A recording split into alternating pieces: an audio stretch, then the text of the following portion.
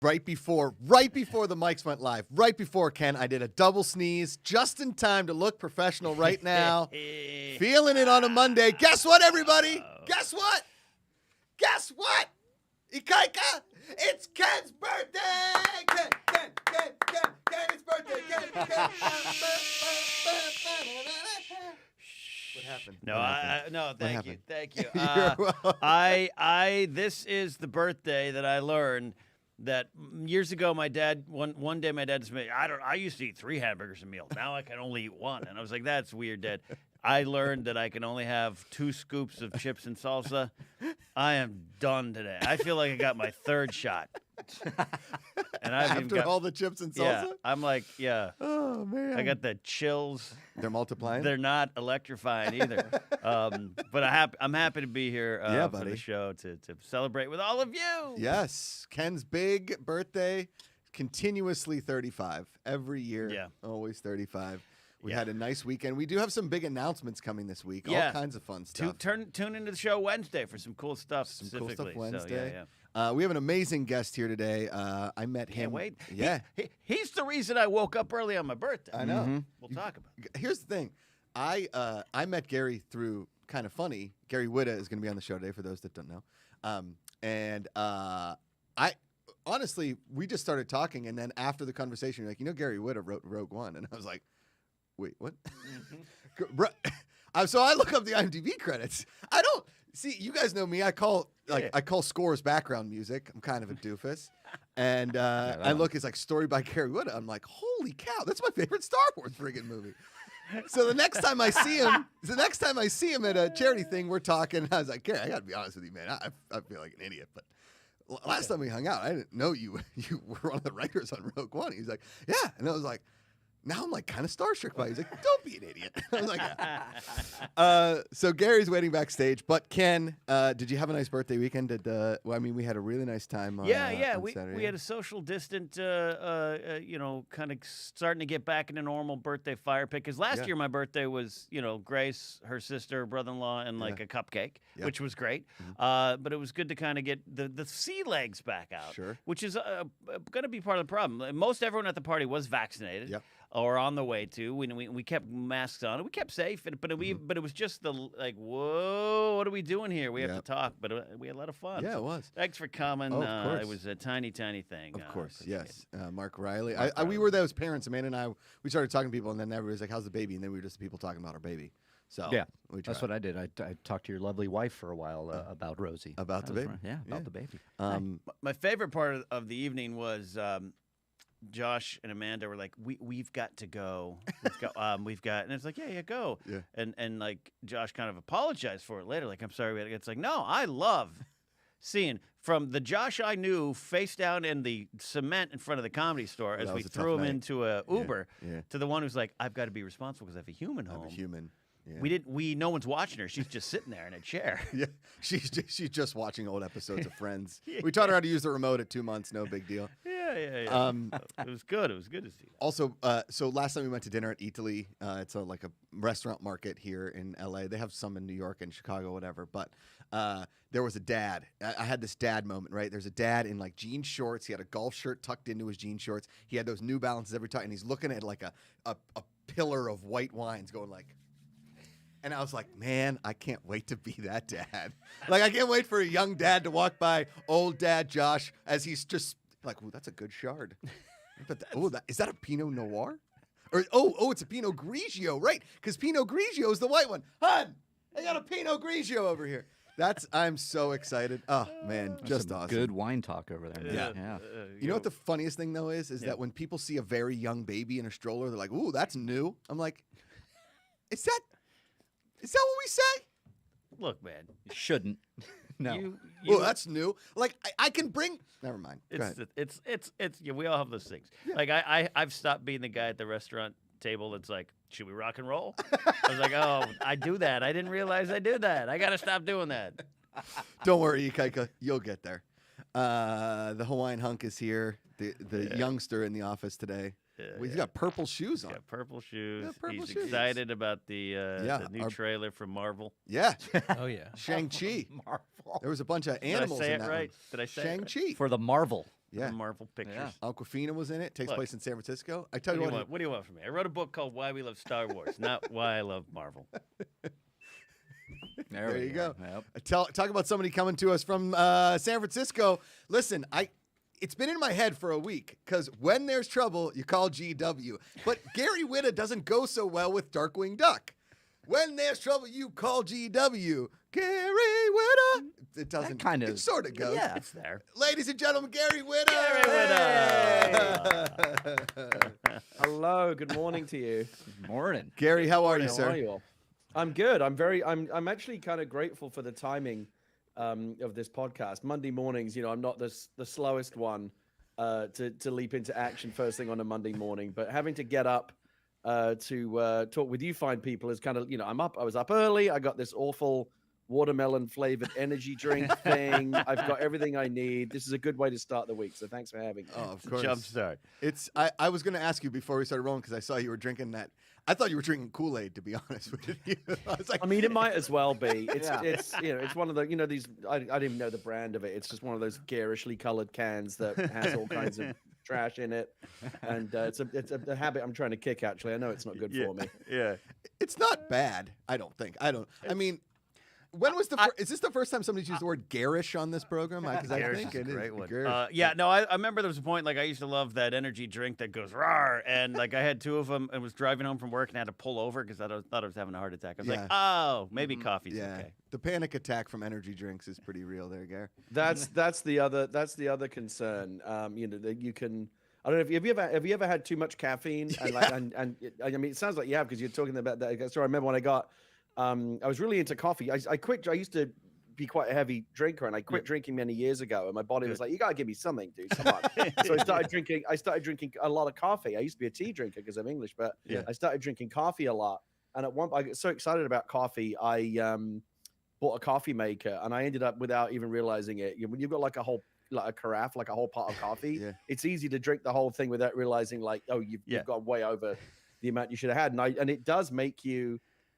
Deeply, it made me paranoid. It made me anxious. I was like bouncing off the walls and I couldn't get it to go. It was actually, I kind of felt like I was on the verge of having a low-level panic attack the whole time. But I'll give you a tip that I got from a friend of mine. Yes. I took like cold showers. It was really weird. I kept thinking there was someone at the door. It was like a bad trip on coffee. It was weird because I drank like 8 cups in an hour. And I spoke to a friend of mine who's like a big coffee drinker. One of those guys who's like, don't even talk to me in the morning until I've had 2 cups of coffee. Yeah. And he said, do you have this symptom? I was like, yeah. He said, okay, I know what this is. Yeah, you had too much caffeine. Eat do you have any like roast beef or like tuna fish around the house in the can? Just eat some protein and it'll clear it right up. And it actually works. I just like scarfed 2 cans of tuna fish, like Starkist tuna straight out of the can. And whether it's a placebo or whatever, I don't know, but it went away. It worked. So if you're ever tripping balls on too much caffeine, eat a can of tuna fish. So it's like you learned something already from me today. It's sort of like like a methadone clinic, but it's instead of methadone, it's tuna fish. I mean, it worked. You are describing the peyote scene from Young Guns, so maybe it's a little bit more. Yeah, it was. I can look back on it now and I can kind of laugh at it because it's obviously kind of an absurd story. But at the time, I remember like when you were having like a bad trip like that, and I know it's like coffee sounds like a silly way to talk about a bad trip. You can have much more serious ones than that. But you know what I mean? Yeah, like totally. it's not fun in the moment. It's miserable. It's like you just want it. You just want it off you. You just want to get rid of whatever it is. Yes. And yes, the protein worked. And now I limit myself to no more than 2 cups of coffie a day. Legend. That's good. That's a hero. Gary, you and I, obviously I said before we brought you in, we met through Kind of Funny. We're some of those regular fixtures that pop in and out. Obviously you more often than ever than me because I'm down here in Los Angeles. I don't even know how you like became friends with those guys. And then obviously, like now we are semi-friends. Can I say semi-friends? Like on our way toward friendship, Gary? Wow. Is that? This is about to get awkward. Yeah. Well, whenever I see you, Josh, I do get a semi. So yes, absolutely. Hey, all absolutely. right. Why not? Let's call ourselves semi friends. It's funny when you've known someone for a really, really long time, as I've known, for example, Greg Miller. I'm sure you've got. If you think about this, like think about some of your oldest friends.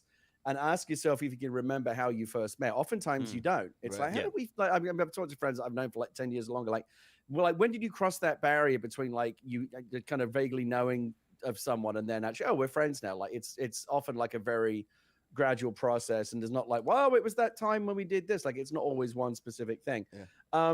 With Miller, I vaguely knew of him because I'm going back like 10 years now. I used to work in the video game industry full time, as I'm sure you know, as editor of PC Gamer magazine and stuff like that before I got into this other line of work. But I've still always retained an interest in video games, and I still do a lot of work and kind of hobbyist stuff in that business. And I was aware of Greg as someone who, you know, was one of the public faces of IGN. I thought he was very cool. I've always liked IGN. I was there at the founding of IGN many, many years ago. Wow.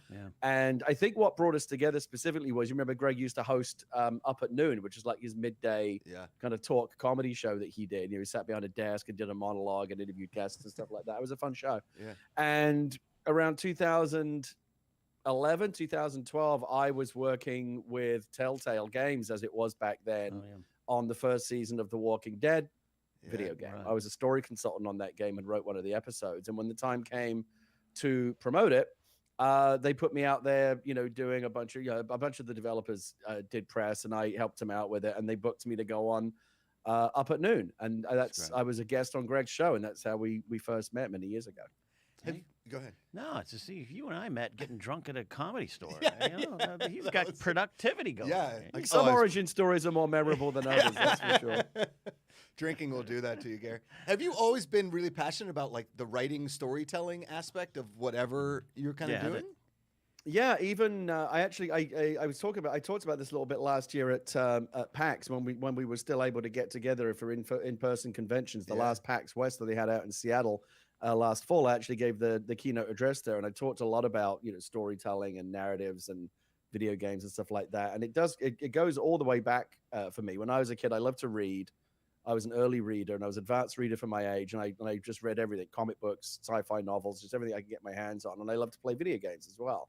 And I guess the two things kind of put themselves together in my head, because you remember back in the day, like in the world of like 8-bit video games, the kind that I grew up on. 8-bit to you probably means something slightly different to me. In the US, you know, if you're a child of the 80s, 8-bit means, you know, Master System, NES, stuff like that. For me, it meant Commodore 64 and Sinclair Spectrum. We have kind of a different path up through, you know, we were more home computer people before we became that again. Sinclair Spectrum? Yeah. The Sinclair ZX Spectrum was one of the original 8-bit computers. It was hugely popular, and the Commodore 64 was kind of its great rival. And if you were a child in the 80s, you had one of those two computers for sure. Yeah. I'm a Commodore 64 kid. Load C prompt game. I can get into the game. You got it. Or 8,1 if you were launching off the disk drive. Yes. Yes. Yeah.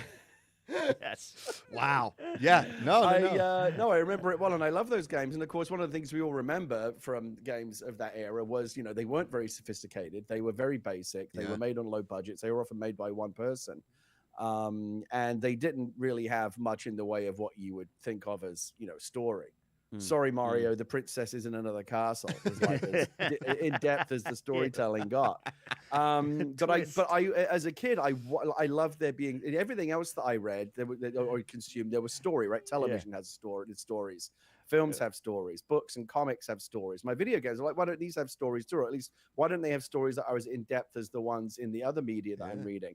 So a couple of things. I was always particularly attracted to the few games at the time that did make an effort to tell a story. I'm sure I used to love the Infocom adventure games. These kind of text adventures, which they rather grandiosely marketed not as a text adventure but as interactive fiction. That was like their brand. And it wasn't really that grandiose at all, because unlike most adventure games, which were just like you're outside a house, pick up key, you have the key, what now? They actually did care about prose and telling a story and how the words read on the page, and you really did feel like you were reading a novel that occasionally would ask you to, you know, interact with it and decide the fate of the story, kind of like choose your own adventure books we had around that time as well. And so I gravitated towards those games because they had great stories, and they were really wonderful. Some of those old Infocom games, still fond of them today. And then what I would do is in the other games that I would play that didn't have a lot of story, I would kind of create a story in my own head canon. I would kind of fill in the blanks of the storytelling where when the story kind of felt very thin, I would just make my own up that would fit with whatever was happening in the game. So it was kind of doing my own headcanon retroactive storytelling Headcanon. for the games that I felt Is would that benefit from having more story. Yeah. Is that a Gary Whitta original headcanon? I kind of like that. Is that? I used to. I used to get in trouble at school. People used to think I was like a teacher's pet because the only thing I didn't like school at all. I've never done well in structured learning environments. I'm much more likely to. I'm autodidactic. I learn by just doing things. Well, that didn't work. That failed. Let me try something else. Sure. I'm much better as a self-taught person. I don't do well in structured learning environments at all. So I didn't do very well in school. But the one subject that I did love was English. I love to read and write. And to the extent I would like take these old video games that I was playing at the time, and I would write little short stories, basically what you think of now, I guess, as fan fiction, based around the worlds of those games. And I would hand them in to my teacher because I was like proud of the writing, but they thought I was like doing it for like extra credit or what. It was just because I liked doing it. And so the teacher would read out the story, and I'd be really proud, and then I get beaten up, in the yard at lunchtime for being a teacher's pet. But it didn't dissuade me from loving to write, fortunately. I feel like my vision of a UK schoolyard, right, is the only thing we've got is from movies that were shown to us where like they seem like very extreme violent places. Like every movie that the UK has sent to the States when I was a kid, we're like, oh, we're going out to the schoolyard and everybody gets beat up. I don't know. Like it was very intimidating. I never wanted to go to school in the UK, Gary. I mean, it's not like prison or anything where you got to fuck someone up your first day, to kind of make sure no one messes with you. Establish. Can you imagine if school was like that, Yeah. like kind of 6 years old, and like the dad saying, "Okay, here's what you got to do: fuck someone up the first day, so that you've got to establish your rep early on the yard." As a new dad here, Gary, I'm sending my daughter to preschool straight up, like shank. Just go straight. It's in. like. No, English schools are like schools here. They're like schools anyway. It depends on the school. Depends on the neighborhood. We have good schools and bad schools. If it's in a rough neighborhood, kind of a public school or whatever, you're more likely, to encounter that kind of behavior. But like we had, bullies and social cliques and jocks and nerds and things like that. Just like you have in American schools. Like it's a slightly different kind of veneer on it, but the social structures are, I think, pretty universal. You're a dad. You must like your kids must love the fact that you're a storyteller. Like, what is bedtime like? So my daughter, like me, she's 8 and she's very much a chip off the old block. She's a kind of advanced reader as well. She reads a couple of years above her age. It's amazing. So she loves to read. She loves comics. She loves graphic novels. She loves video games. She loves chapter books. And the funny thing is that's actually, even though I'm a storyteller by profession, where if my daughter ever asks, I'm happy to read her a story from a book that I like. If she ever asks me to make one up, I freeze. I'm like, isn't this supposed to be what you're good at? People pay you a lot of money for this. Maybe it's because I'm not getting paid. I'm only good at it when I get paid lots of money. If you need to read my daughter a story for free, it's like, well, you kind of get what you pay for. Sorry, it's not my best work, but maybe make a better offer next time. No, it's she's very creative. I mean, my wife and I both love video games, and we love the creative arts, and we're always kind of noodling around with something. And kids are a product of the environment they grow up in. So I think she looks to us and she sees video games, and she's old enough to be aware of the fact of like what it is that I do. Like even as a concept, she's just barely aware of the concept that when she watches a movie, someone has to write all that. The actors aren't just making it up. But and I've explained that. So I've showed her like a page of a movie script. Like, this is what it looks like. This is what the actors have, and this is how it all happens. Like, this is all planned ahead of time, and it takes a lot of time to figure out what's going to happen in the story. They're not just kind of making it up as they go. And I think she's interested. Like she said a couple of times, she kind of wants to write things with me, and she's awesome. Actually had some really wonderfully imaginative ideas. I think, man, that actually would be a good idea for a children's book. And I've thought about doing that a couple of times in the past. But yeah, there's no greater point of pride for me than to see my daughter kind of taking an interest in the things that I do and wanting to be like her dad in some ways. It's brilliant. I'm fascinated with this thing, and we do a show here on Thursdays called Internet for Old People, which isn't just a bunch of jokes about dot matrix printers or something like that, but it's like we grew up in the 80s. You keep I'm with you too, Commodore 64 stuff, and now we were told the video games, that's kid stuff. You got to put it away, and you got to grow up. And now here you are, you're in this business, you're celebrating this business, you're still playing the games, and now your daughter gets to see that in a different light. I love that we have gotten to grow up with these kind of things, and not put them away because they are our culture. Yeah, I mean, people of my age are the original original generation. I mean, Yeah. I was born the year Pong came out. Oh wow. And I grew up with the very first video game console I had I can't even remember what it was, but it was something prior to the Atari 2600. Like, I grew up on the very, very first generation of home video games, and 40 years later, I'm still playing them. And one of the interesting things about having been around for so long and being kind of a veteran of the video game universe is that you really do have, like, I think a great appreciation for just how far we've come. Like, you can, I think younger gamers can look at an Atari 2600 game and just see the little blibs and blobs and squeaky sounds and kind of be amused by, man, like, people ever thought that was cool. Yeah. It was like an abstract concept to them. Whereas, like, I'm old enough to remember when that actually was cool. Like, I remember thinking Space Invaders was the coolest thing on my Atari 2600. Again, you look at it now, it's like, really, we ever thought that was amazing? Yeah. And so it gives you a nice sense of perspective for, just how far we've come in a relatively short time. I mean, video games are, about almost 50, coming up with 50 years old, but still very, still relatively young compared to movies and television and theater and radio and all the other, forms of entertainment that, it sits alongside. Yeah, it's storytelling, man. Somebody's popped in the chat. Michael Calter said, "Time for a trip to Babbage's." Did you have Babbage's in the UK? Do you? As I remember, we had all the same stuff, just with different names. But I had a local kind of mom and pop computer game store that I went to, and it's funny. It's funny the things that you remember. There was a video game store in Walthamstow Market, close to where I grew up in northeast London. And I would go there every Saturday with the money that whatever, pocket money or, paper route money that I had made to see if I could pick up a new game. If I usually afford to, like, buy one game a week if I was prudent.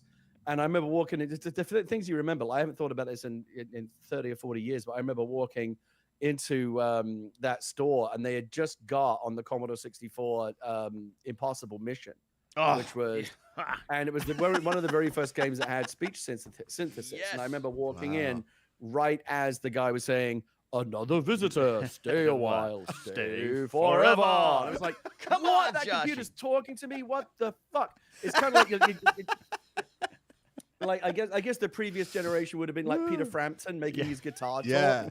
Like, people freaking out. Holy shit, how is the guitar talking? It's like, how is that computer talking? That was a totally new concept at the time. Unbelievable. And it's it's fun to go back and look at movies from that period as well. I remember the similar thing with War Games and Matthew Broderick turning on the speech synthesizer, and Ali Sheedy is like legitimately like, how is the computer talking? And again, these are all things that we take for granted now, right? We all have talking computers in our pockets, but just a few decades ago, it was like magic. We thought that stuff was amazing. I've got a vacuum a robot that vacuums my house and drinks with me. It's just like, it just sits down on the couch and like, let's talk.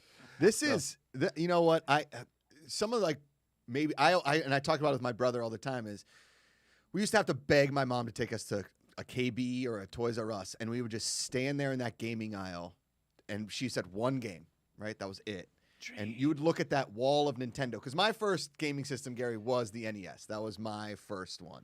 My brother and I too. And I had an older brother, 2 years older, so for me to get any kind of time on a video game was, I mean, I would have to wake up in the middle of the night and play Castlevania for an hour before I, like, fell asleep with the controller in my hand, because he hogged the gaming system, right?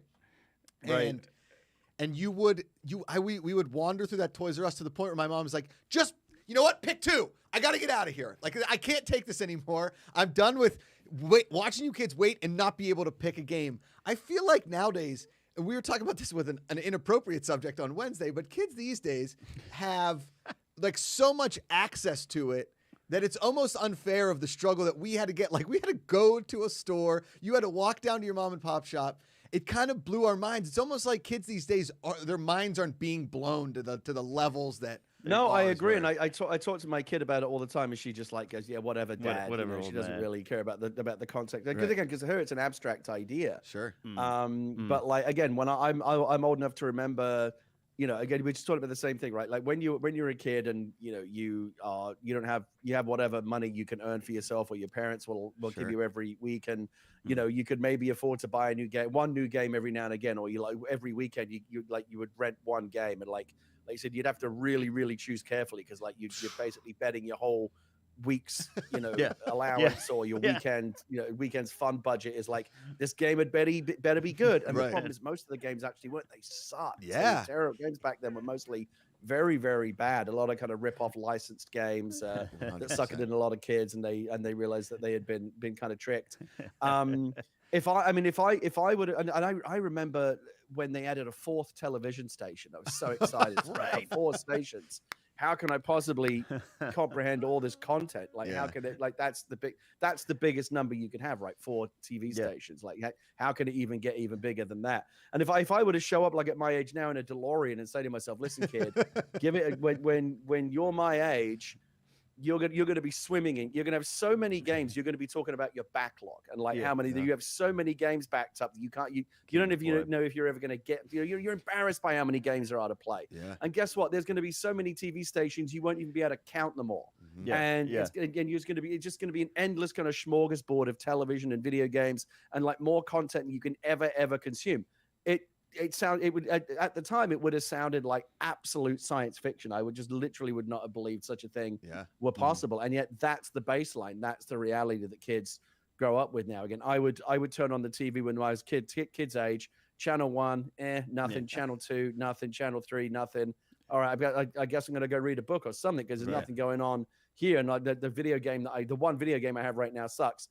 My kid now wakes up in the morning, turns on Netflix or Amazon or Disney Plus or Hulu or whatever. And it's just, it's like the matrix of content, just this never ending, torrent of stuff. And it's almost, I honestly wonder if it's, if we have the opposite problem. When I was a kid, we didn't have enough. And now I wonder if you can actually have too much. And it's such a torrent that we're literally kind of spoiled by all this choice. Against our own no fault of anyone in this generation, just it's different. We got to find it. But so much. I used to love saving up the money, and then you're like, I am going to buy that Domino's Noid video game, and it's going to be awesome. And it's going to be incredible. There were so many Nintendo games that just hit our floor. They were just cutting room floor kind of stuff, right? Gary, what was if I were to ask you maybe a guilty movie pleasure, a movie that we wouldn't, because you're story editor on the first Back to the Future video game I saw that on an IMDb credit. Nice. At least it says that on your IMDb. You worked on Star Wars. We just saw your last Starfighter poster. Is there like a guilty movie that Gary Whitta watches and, like a comedy or something? Because, you're known for more of like the sci-fi kind of stuff, but is there one of those? Because, mine's Airborne, the rollerblading movie from the mid-90s. If you've ever seen it, it's a classic. Yeah. I've always kind of took issue with the concept of a guilty pleasure. I think if you're enjoying it and it's not hurting anyone, what's there to be guilty about? True. You like what you like. I think the term guilty pleasure is almost kind of a function a little bit of film snobbery, that there's content that's worthy and content that's less worthy. Now there are things that you can feel a bit guilty about. Like if I watch a lot of trash TV. There was a period, I think I've seen like every episode of Storage Wars ever made. When they open up the storage lockers. And, like it's fun and you get sucked into watching it, but you're also aware that you're really not doing yourself any favors. Like there's no nutritional content. Like it's stuff like that is just all empty calories. So I think sometimes you can feel a little bit guilty about that. But like anytime I'm watching like a scripted piece of entertainment that someone's worked, I guess is the thing. Once I've worked on this other side of the fence for like 20 years, I'm far, far less likely to criticize movies and television shows because I know how hard they are to make. And it's a miracle just to get something made. And it's a major miracle if anything's even approaching good. And when something's great, it's like, my goodness, that really is something special. And so, we all live in glass houses. So this is why, if you follow me on Twitter, I'm very opinionated about a lot of things. You'll never see me criticizing someone else's film or television show ever. I might do it in private, but I'll never do it in public because I know how hard people worked to make that stuff. And even if it didn't turn out great, I've worked on movies that didn't turn out great despite our best efforts. And so I always try to be really, really conscious of that. In terms of like a guilty pleasure, I'll give you one because it actually just popped up on Amazon Prime recently. If you're in the US, I don't know in other territories, but if in the US, certainly you can go to on Amazon Prime right now. I was obsessed with this movie as a kid called Hawk the Slayer, which is this super, super low budget British fantasy movie. I think it was an attempt to kind of cash in on like Lord of the Rings, and there was a big kind of 80s fantasy boom, as you may remember, like Krull and Legend, and this Beastmaster and all this kind of stuff, and those were really popular. And the UK's answer to that was a movie called Hawk the Slayer, which really was like, they basically spent 90% name. of their budget on, they got Jack Palance to play the villain, which is great, right? Yeah. You've got a good villain, but they had almost no money left. And so it really does look like a bunch of kind of D&D LARPers like going out into the woods and kind of hitting each other with plastic swords. Like it's not held up. Like again, like there's so, but you can tell that it's made with so much love, and they're really trying to do something. Like it's not a great movie, but they really tried, and there's so much love in it, and they put a lot of effort into it. And so I kind of have a lot of fondness for it. And you have to remember, when you're a kid, you don't really have necessarily a very discerning palate when it comes to entertainment. Like as a kid, you'll watch everything, right? As long as it's got like battles and swords and laser beams and stuff like that. Like, as a kid, you don't necessarily. As a kid, I wasn't really able to discern, for example, like much of a difference between Star Wars and like Battle Beyond the Stars, which came out a few years later as part of like that wave of Star Wars knockoffs. Yes. To me, it was all equally awesome. And then as you get older, your palate, your sense of taste kind of evolves and matures, and you go, okay, I get it now. That's the actual good one, and this is the cheap knockoff. But as a kid, it's all the same. And as Hawk the Slayer, I wasn't going, oh, those sets look kind of cardboardy, or that dialogue's cheesy. I'm just like, oh, look at this elf and a giant are fighting each other, and this guy's got an automatic crossbow that fires like 100 bolts a second. It's like, it's all nonsense, but like, as a kid, you're just going, this is awesome. And so even when I watch that movie years later, and I can go, okay, the sets are wobbling, and this guy's forgotten his lines, and you can clearly see where this guy's like prosthetics gonna fall off any second. But at the same time, the 10-year-old that first watched the movie is still in there going, but it's still awesome. Though. Yes. And so I'm very grateful for my inner child always reminding me of what's good about things. This is one actually part of the reason why I'm glad to be on your show, Positivity Report and all that. One of the things that I find the most tiresome on the internet, especially in my business, is the whole smug parade of people that love pointing out why things are bad and what's wrong with things, and everything wrong with this movie and everything wrong with that movie. Fuck off. Honestly, I have no time for these people at all. Go make something of your own and see how hard it is to do. It's really, really hard to make something good. And it's almost impossible to make something flawless that, that no YouTuber can pick any holes in if they want to kind of go through it frame by frame. The whole idea, look, listen, criticism is really important, and it can help us better understand art. Like, there have been many times when I've watched a movie or read a book and felt like I had a decent understanding of it, but reached a deeper understanding of it after I read a really, really good critical appraisal of it, right? That can help you understand art better. You can develop a better appreciation of art through the eyes of someone else who is explaining their understanding. It's, I never thought about it like that. And you can have it's good. Criticism is good for art. The kind of criticism that I don't like, that again I think is like too prevalent on the internet right now, is people that just seem to kind of that really kind of take glee in taking the work of other people apart. Like, oh, this sucks, and there's just kind of like a smug snarkiness to it that I find really, really unappealing. And we've all been working this space for a while, you included, and it's just like, even if it starts out as maybe a fun joke or a bit, that replaced criticism, that replaced looking at the themes, and which is my big thing and everything, and it's become a lesson in how much you can snark, and it sells, and unfortunately that's sells. the problem. That's the thing, unfortunately. As long as whatever people, as long as there's a market for it, right, the algorithm will always decide. And that's depressing too, right? It's depressing to see these videos getting like 2-3 million hits, and I've watched a couple. I'm like, really? There's nothing of any substance here. And again, like I spend a lot of time watching like actual film criticism and stuff that I think, again, will help me kind of develop a deeper understanding of the medium that I work in, and greater appreciation for films that I love. And I actually love the fact that there has been kind of a counterbalance to it. For every cinema sins, there's now a cinema wins, where they point out the things that they love about movies, and they celebrate the things that work rather than denigrate the things that don't. And Movies with Mikey and all these wonderful channels that are all about like coming from a place of love rather than coming from a place of like this self-satisfied, smug snarkiness of haha, you failed. Like what is that? Like where even when people fail, and I certainly have had mine, I've been involved in some pretty high profile failures over the years, and you take from them what you can learn and move on. But I never think of it as something to dwell. Like I hate the Razzies, for example. Like I know the people that do like the Razzies.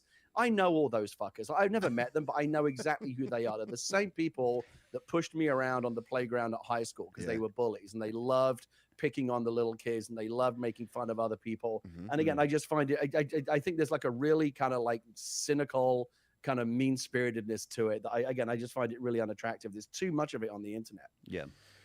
I mean, that's why we started the channel, Gary. That's why we started the show. It's why we, kind of do the stuff that we do. It's more, let's try and put a smile on people's faces and talk about the things that we like versus, the things. Yeah, and that's why I was an easy get for this. Just on the title of the show, I was happy to do it because again, you're never going to fight that stuff. All you can try to do is counterbalance it a little bit and add, 100%. and add some positivity Absolutely. to at least, counteract the never-ending torrent of negativity that's out there. I mean, so Ken, Gary, today's Ken's birthday. Ken, a massive Star Wars fan, has an unbelievable Star Wars podcast. He also wrote a book. He's wearing the shirt. It says "Why We Love Star Wars." I figure it was my day to actually promote my work. Yeah, It's the only time of the year I don't self-loathe into oblivion. Yeah. So, and we talked about it the last time I saw you up at Kind of Funny. Is that Rogue One is, I mean, far and away my favorite Star Wars movie. And when I heard that you were involved with it, and then, you reached out to me on Twitter and we made this happen. Mark and Ken, who are way bigger Star Wars fans as far as knowing things about Star Wars. I love Star Wars and all that kind of stuff. We're so excited to get you on the show. So I'm going to leave the floor to them for a hot second to let them ask you some Star Wars questions or just nerd out about Star Wars. Cause I think we all need to nerd out about everything as often as we can, because that's what life's all about. I want to start here with this on and again, the process of making Rogue One is almost infamous in some corners, and it's a lot. And you have this big part of it, and John Knoll has this idea, and you're part of the development and the foundations of that story. It resonates with a lot of people, and there's a lot of it because it's the action. And the third act is some of the best Star Wars that ever Star Wars. That's it. Admiral Raddus is one of my favorite. I tear up when he says this is Admiral Raddus of the Rebel Alliance because it represents the rebellion forming an army for the first time. What was the themes that you wanted in there early that you feel just kind of resonate beyond the walls of that movie? I've been talking to Gareth really, really early about it. I was the first person. Gareth and I were the first two people hired on that movie. Yeah. And for a while, like the Rogue One creative department was literally just me and him sitting in kind of like a windowless office, like in the bowels of Lucasfilm, or sometimes up in the Disney offices in Burbank, because Gareth was finishing Godzilla at the time. He would literally do his edit session at Warner Brothers at Burbank, and then literally kind of run across the street to where Disney is and come and have a meeting with me about Rogue One. Like, these things often overlap. Like, as you're finishing up one movie, you're already kind of prepping what the next one is going to be. So Gareth and I would sit around for a long time and just kind of, I think good movies always start with, asking the right questions first, which for me is always like, what is the movie? Like, what is the movie about thematically? Like, what do you want to make people feel? Yeah. Like, what is the overriding emotion you want people to have when they walk out of the theater? And, we were really fortunate in that we weren't working from a blank template. Obviously, we had Star Wars, specifically the original trilogy, and there's some prequel elements in there as well.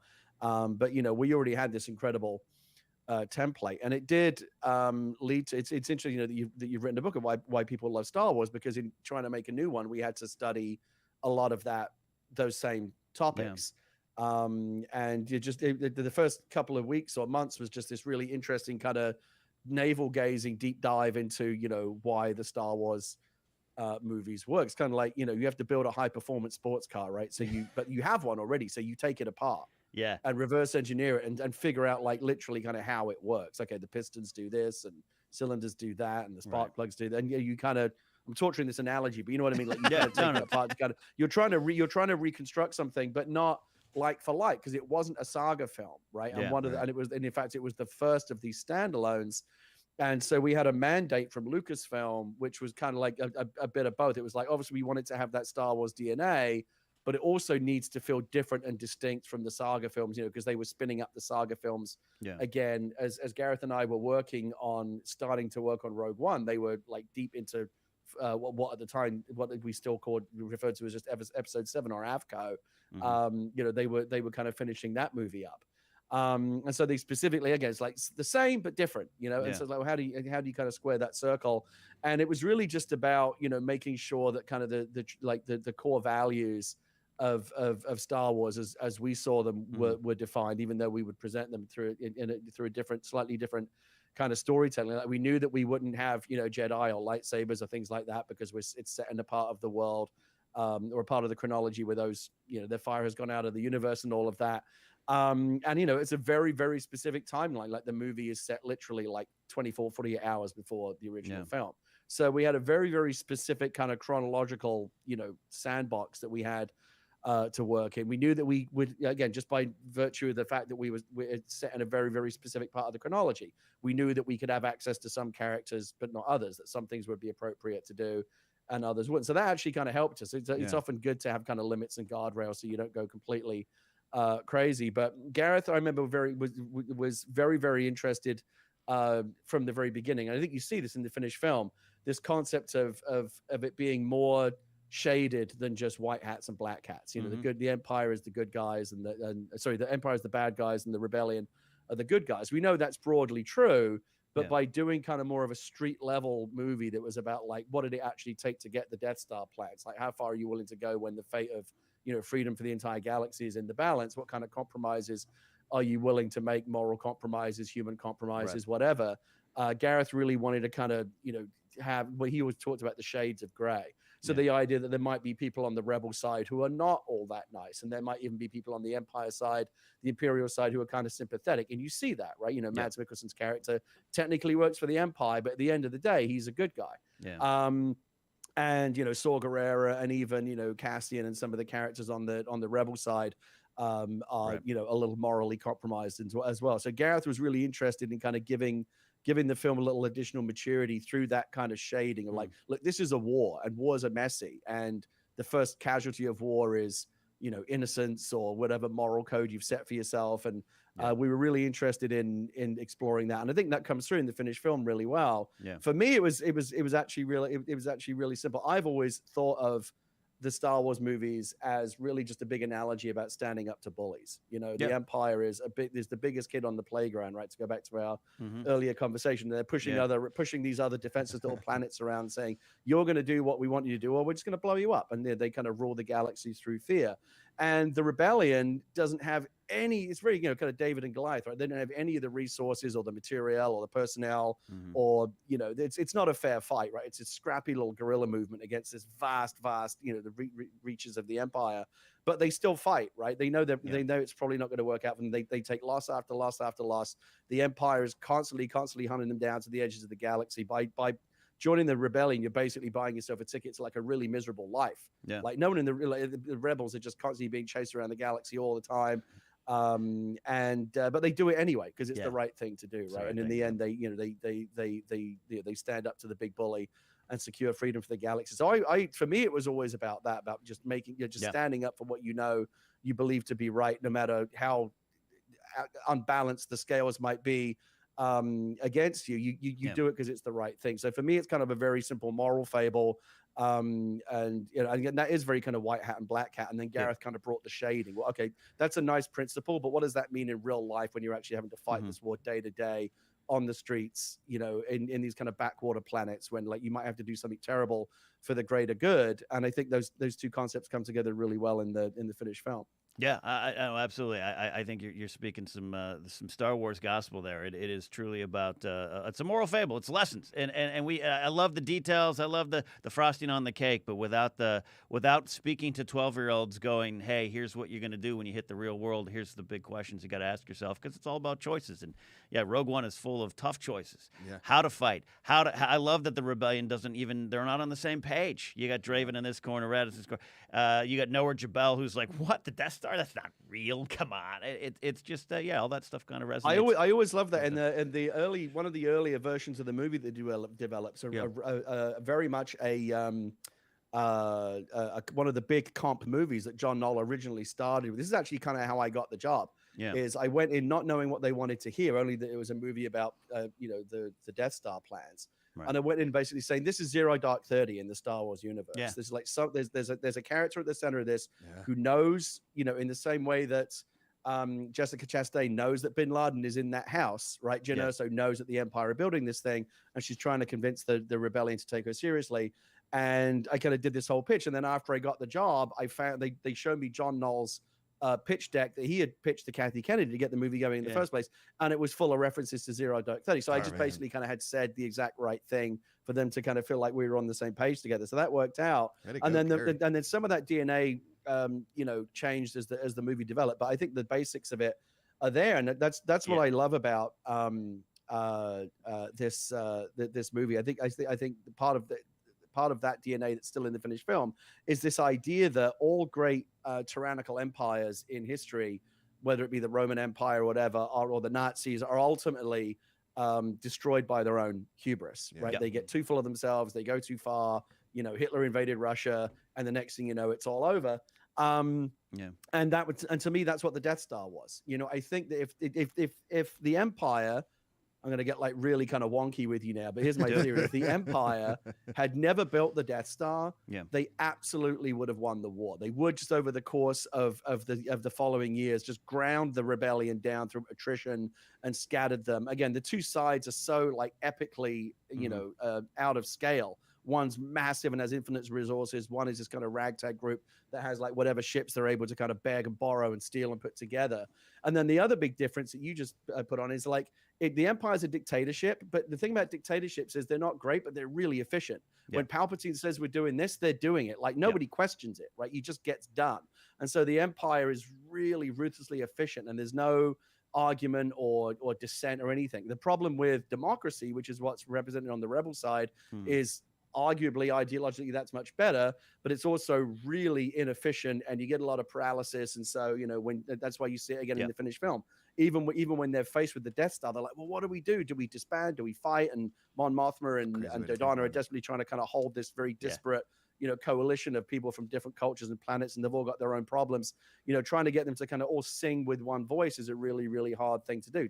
Again, with the Empire, there is just one voice, and that's a given. So that's another big disadvantage that they have. And again, I think if the Empire had never built the Death Star, they would have just ultimately have kind of ground the rebellion into dust, just slowly through attrition. But the thing about the thing about the Death Star is, to me, this is what undid the Empire. They got so greedy and so obsessed with their own power that in building the Death Star, they finally created something that galvanized the rebellion into action. They actually created the modern rebellion when they finally built something that was so abhorrent. Wow, they're going to destroy, they're going to blow up entire planets. Yeah, they're going to genocidally kill billions of people at a time. Yeah, that's the kind of thing that's the thing that finally brings the rebellion together. And so I kind of love that idea that the Empire is really responsible for its own downfall.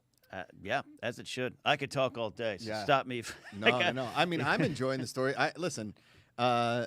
I have always thought that the Star Wars thematics, to me, really when I watch World War II movies, my favorite thing in World War II movies is the resistance. I love watching resistance fighters and people of that nature standing up to the situation. Anybody that's ever been part of a resistance to an overall,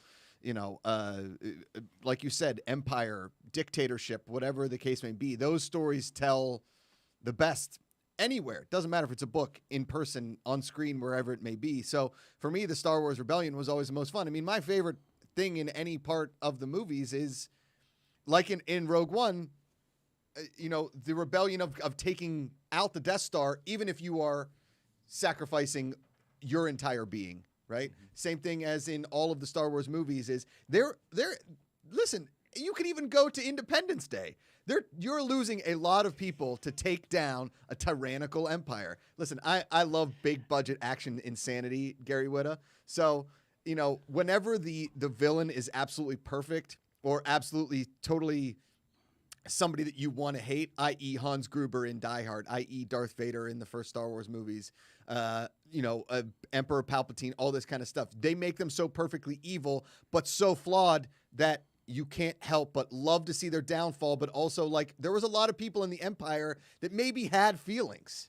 So the gray area that you talked about in Rogue One, that kind of stuff, is the things that you have to put in these movies to make people love them. I think that's why Star Wars stands the test of time. Well, so Bodhi Rook's an example of Galen Erso tells him, you've got to make this right. So even though you're in the Empire and you're just a truck driver in the Empire, once you see the bigger picture, you've got to make a choice to stand against it. And I think that's part of K2SO represents choice over programming to me. He is programmed a certain way, and he's forced to go on the mission, and he makes he's the first to sacrifice himself, and I think that's all part of Yeah. flows into rebellion. 100%. Yeah, all of that stuff was kind of forefront in our minds as we were developing the movie. Even some of the specific things you're talking about, you know, like Galen Erso, you've got to make this right. Like that was one of the things that Gareth and I hit on very early, and it kind of unlocked the whole movie for us. Was this idea of like the flaw in the Death Star wasn't just an engineering oversight, it wasn't an accident.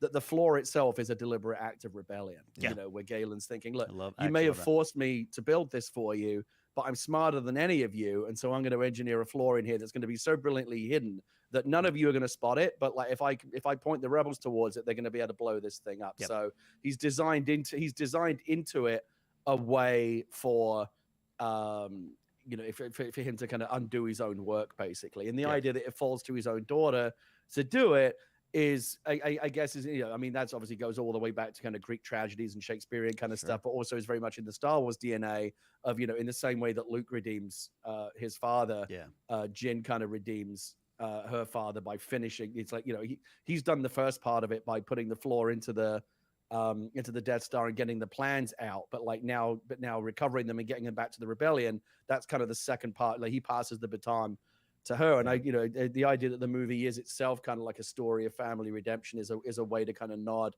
to the Star Wars saga films without, you know, actually replicating them. And yeah, just even little things like K2SO. One of the, you know, originally he was just a rebel droid. Yeah.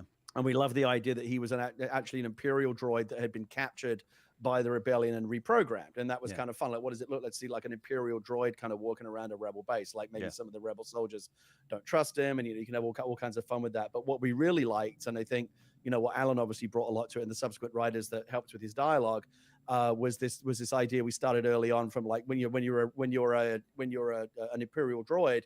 My guess is you probably have like really, really restrictive behavioral programming, like a kind of like almost like a psychological restraining bolt, where all you really ever allowed to say is like yes sir, no sir, and you basically do what you say.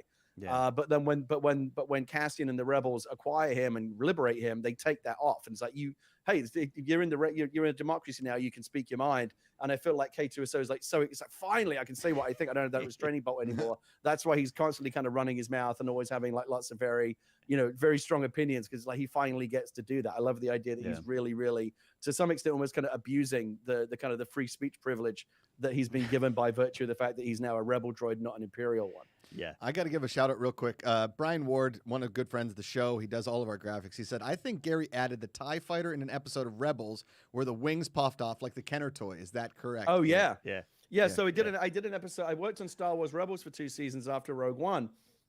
And one of the episodes I wrote was this thing called the Antilles Extraction, which was the origin story of how Wedge Antilles became a rebel pilot. It was already somewhat in the canon, although, you know, a lot of this stuff kind of the canon became squishy after Lucasfilm bought it, and a lot of that stuff, the expanded universe stuff, kind of got set aside and became optional. We could use it or not. But we always like this idea that Wedge was a kind of disillusioned TIE fighter pilot and a former Imperial pilot who defected to the rebellion. And so, well, how can we tell that story through the eyes of, you know, the Rebels characters? And it became a thing where Sabine had to go in and extract these 2 rebel pilots, Hobby being the other one who you see in Empire Strikes Back, who've decided they want out, but they need someone's help to extract them, and they send Sabine in undercover as a pilot cadet to get them out. And there's a scene in the episode where there's a whole plan where they're gonna, you know, they're all in their TIE fighters, and at one point they're gonna just all veer off during a training expedition, and they're gonna get picked up by a rebel ship, and it's gonna just grab them and get them out of there.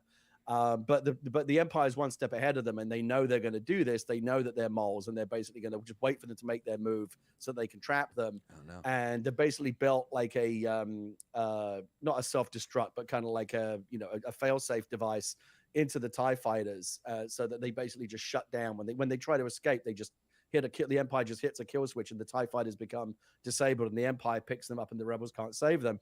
And I remember we always love these kind of these really, really deep cuts, the things that we love from our childhood. And I remember pitching to Dave Filoni, who ran that show. I said I had this toy when I was a kid, this Kenner toy that had these die-cast wings, and when you pressed a little spring-loaded thing on the top, the wings would pop off, and that was supposed to simulate like a TIE fighter being destroyed. Like, obviously in a movie it blows up. The best they can do is like the wings would like rather undramatically just pop off the side on these two little springs. But a bunch of us in the room were like, oh, I had that toy. I had that toy. And Dave thought it was, he said, let's do it. Let's have the wings pop off just like the old Kenner toy. That's how the Empire will disable the TIE fighters. And I remember thinking, man, this is such a deep cut. No one's going to remember this. Like, no one's going to get what we did here. And yet when the episode came out, I was flooded with so many people going, oh, I had that toy as well. That's so cool. You put amazing. The Kenner, spring-loaded wings into the show. Yeah. And there's a million different things like that in Star Wars Rebels and all the Star Wars stuff. Yeah. It's actually kind of a really interesting little shibboleth that you can do. When I remember when we went to the Rogue One premiere, one of the things that Lucasfilm and Disney does now is they invite like the Rebel Legion and the 501st and all the cosplayers go, and they give them a bunch of tickets, because it's all part of the kind of the pageantry and the fun to have the fans in full cosplay there. That was really the highlight for me, was meeting all the characters in cosplay. And they stick them all in the back rows of the theater when we watch the Rogue One premiere. And it's kind of cool because like Rogue One, like any piece of Star Wars that is made these days, has different levels of Easter eggs in it. Like, it's not even an Easter egg, but when like the most obvious one, when Darth Vader shows up for the first time, everyone in the theater goes, ooh, because they all know, oh, it's Darth Vader. Like, everybody knows who Darth Vader is, right? You don't even need to be a fan. Like, you just recognize he's an iconic character. But then there's all kinds of stuff like way, way deeper in the movie. There's like 2 seconds, and it's in the background where Chopper rolls by. And you hear the people, only the people in the very back go, oh my God, because those are the people that recognize it. Yeah. Only the hardcore. That's amazing. Or like the radio message, like General Syndulla, please report to operations, and people know that's from Rebels as well. And so you hear the people in the back go, ah! And so it's really, really fun to see people responding to the Easter eggs in the right way. I was at the press screening that week over in the Disney lot, and when Gold Leader and Red Leader, Dutch Vander and Garvin Dave Drace show up, I go, yeah!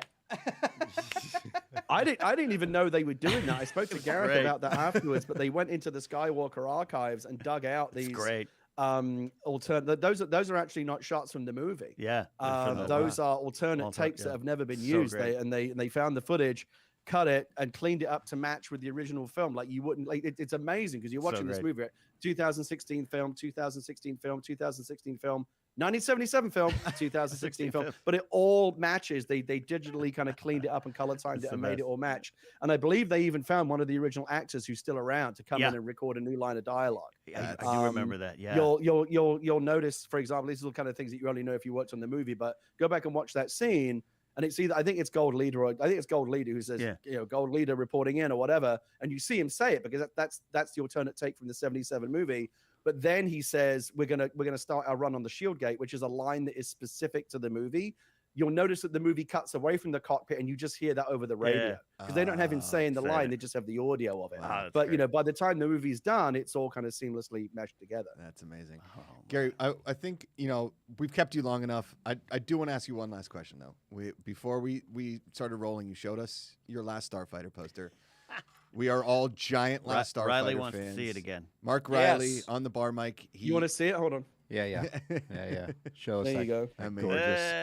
That's so great. I'm at my It's an original. It's like an original from like 84, 85, whenever the movie came out, the original one. I'm at my grandma's house, my dad's mom, my grandma Rose, who my daughter's named after, and she took us to the local video store and she said, whatever you want. And we rented Last Starfighter and we're watching it, and she just said, this is really good. My grandma, who, for all intents and purposes, just could have read her, her murder mystery novel, but she watched the movie with us. That movie has stuck with me for so long. So what's going on with The Last Starfighter? We're working on it. We've been John Betchwell, who wrote the original movie and still has a little piece of the rights.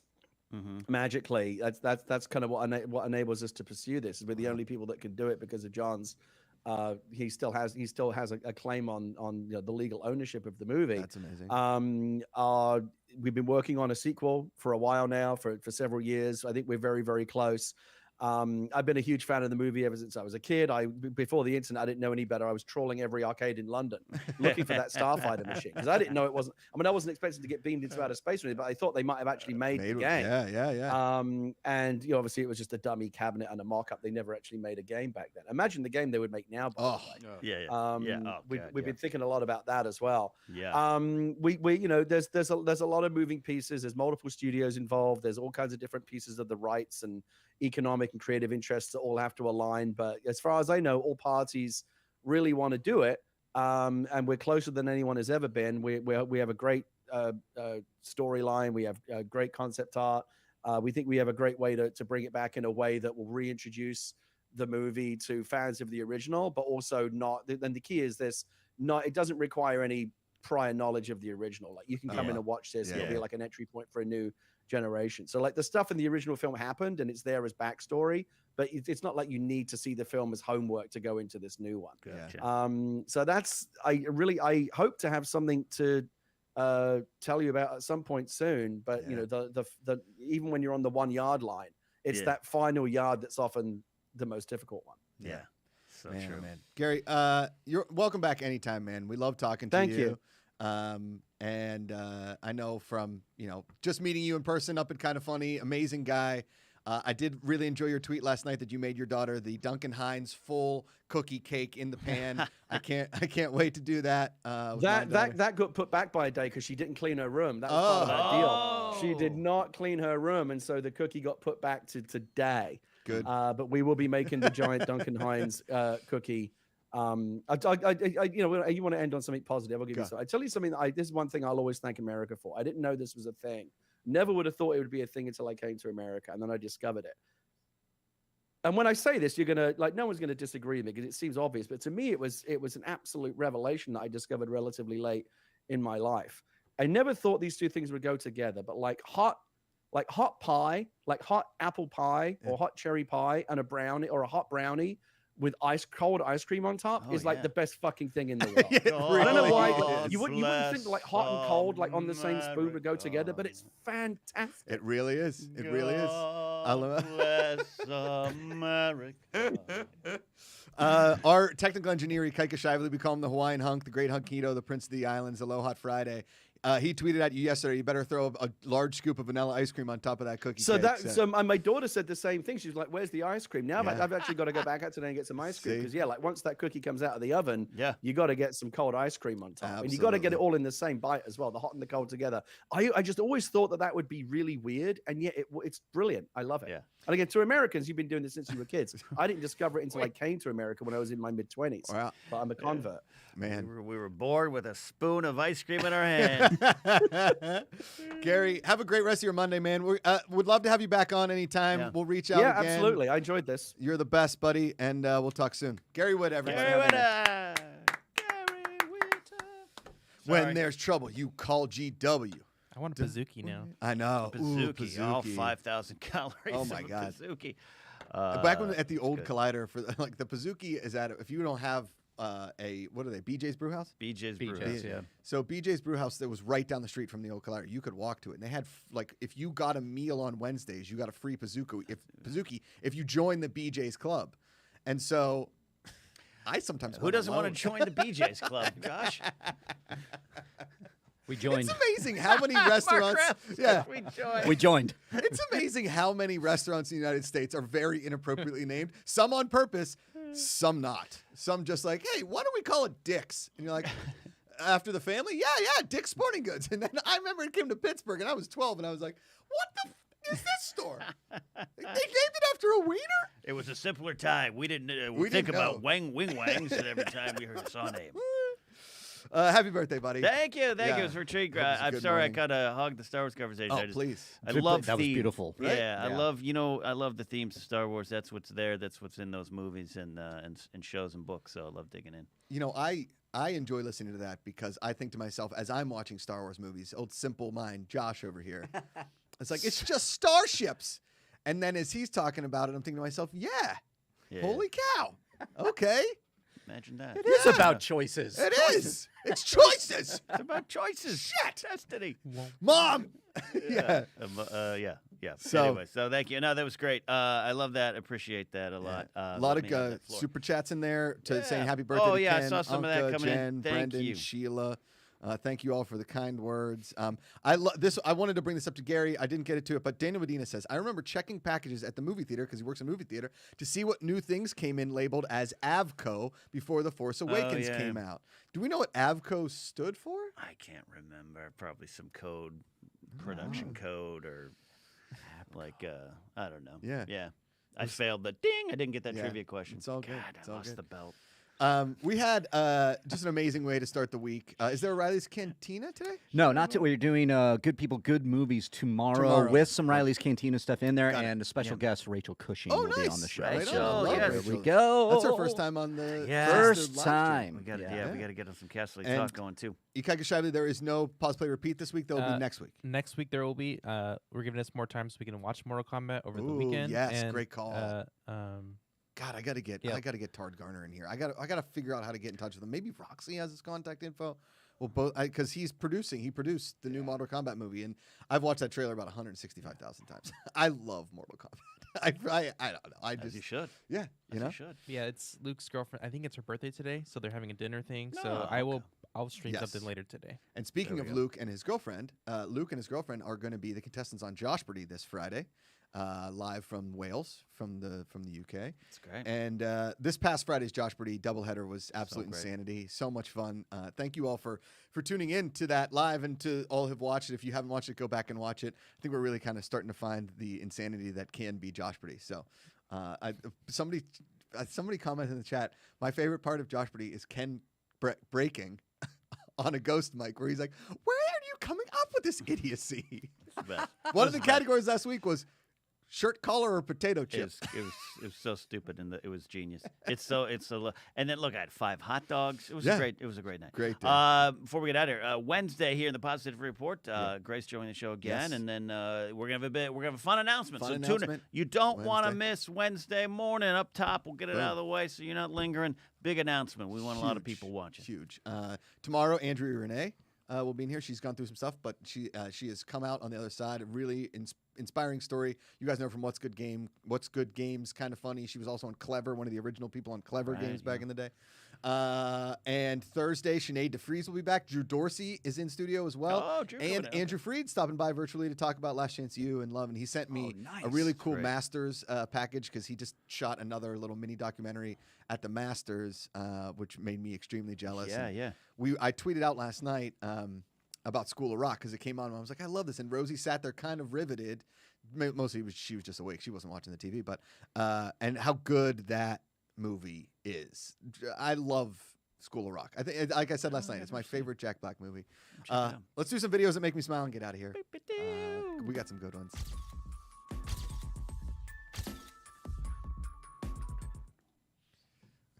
Okay. So watch this. We've been talking about this whole time.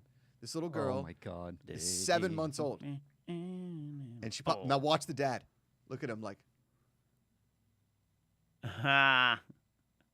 right. Like the dad's like, oh my oh, God. no. My 7-month-old decided to take her first steps today. They were watch. Whoa. She's up. Got it.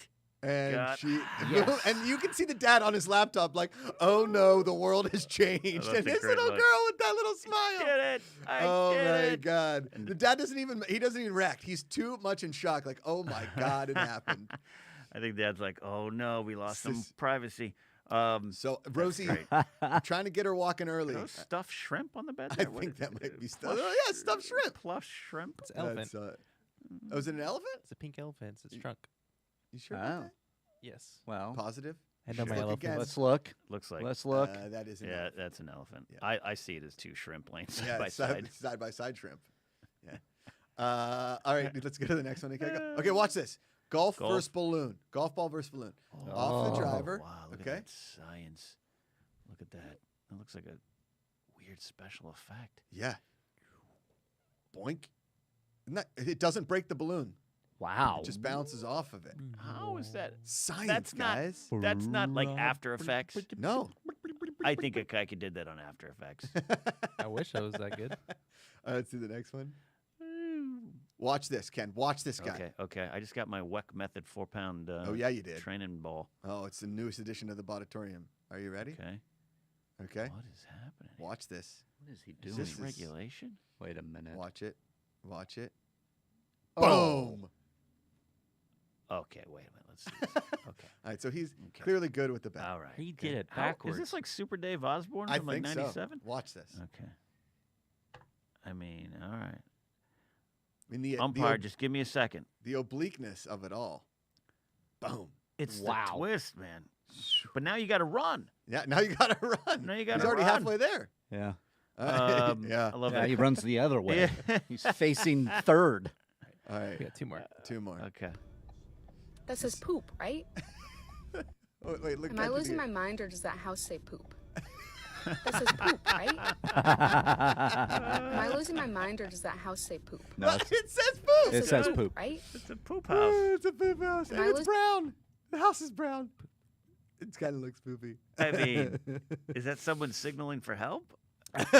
My toilet's clogged. Please help. All right, we got one more. Have the body of your dreams. Let's But do that it. starts I'm with ready, the right man. Let's nutrition. go. So let me show you what I eat for lunch. Never mind. Have the body of your dreams. Let's But do that it. starts I'm with ready, the right man. Let's nutrition. go. So let me show you what I eat for lunch. Never mind. Okay, that's a good one. That's a good one, buddy. So true. Woo, that's a legend. So What a true. legend. Yeah. You're better. We got a couple friends like that, actors in Yes. town. Our buddy Chad, Yeah. you're like out at a bar with him, and he's like, "Are you eating a raw, uncooked chicken at a bar? Like, what? No. What is going on? No. Put some oil on it. Thank you all for tuning in. Special thanks again to Gary Whitta. Can't wait to spend the week with you all. Start the week off right. Choose positivity. Happy birthday, buddy. Happy Thank birthday, you. Ken. Thank Woo! you. Mark Thank Riley. you. GPACharity, the Hawaiian Hunk, Great Hunkino, Prince of the Islands, Aloha Friday. I'm Josh Macuga. Remember, it's way easier to love than hate. Find the good. We'll see you tomorrow.